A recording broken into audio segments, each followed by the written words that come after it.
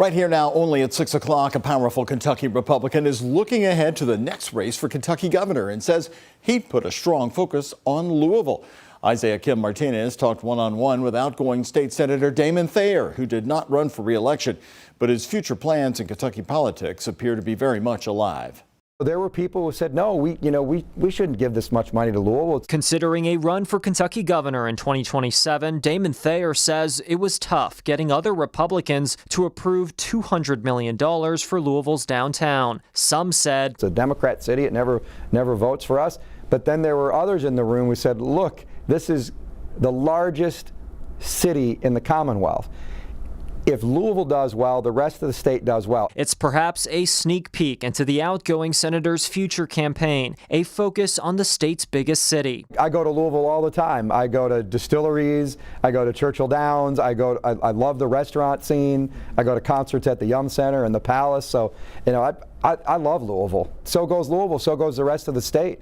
It's critically important as the largest city in Kentucky that it thrive. In my sit-down interview, Thayer saying the election proved Louisville and the rest of Kentucky have more in common than some might think. People in Louisville aren't big on boys playing girls sports. They're not big on minors being able to have transgender surgery. So I think there's even some social issues that Louisville agrees with the rest of the state on. I also asked about his strong stance on JCPS. This was back on March 28th of this year.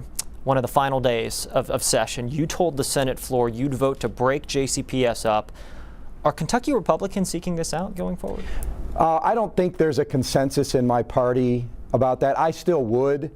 It seems drastic because that's the bubble we live in, but if you look around the country, it's really not that drastic a step. And quite frankly, the results out of JCPS show that major steps need to be taken. It's just whether or not people have the political will to make those changes. And back to whether Thayer will run for governor in 3 years, he says it'll depend on the field. Say Congressman Comer's in it, say Secretary of State Michael Adams are in it. I mean, how does that affect your decision?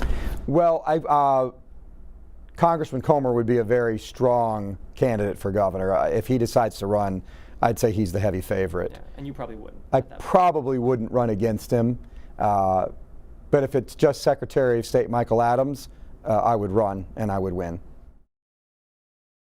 The gauntlet is down. Now you talked to Michael Adams. I got a text from responding to that exact statement. He said, quote, "This is Michael Adams as Kentucky's top vote getter.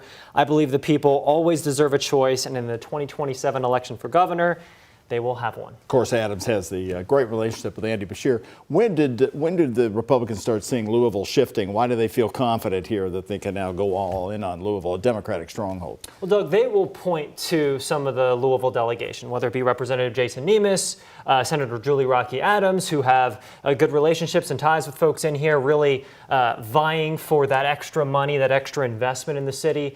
But it is no coincidence when Mayor Craig Greenberg came into office versus former Mayor Greg Fisher, the relationship with Louisville did shift a bit. It's very notable. And of course, Louisville just got $200 million in downtown investment just this year. All right, looking ahead to the governor's race. Thanks, Isaiah.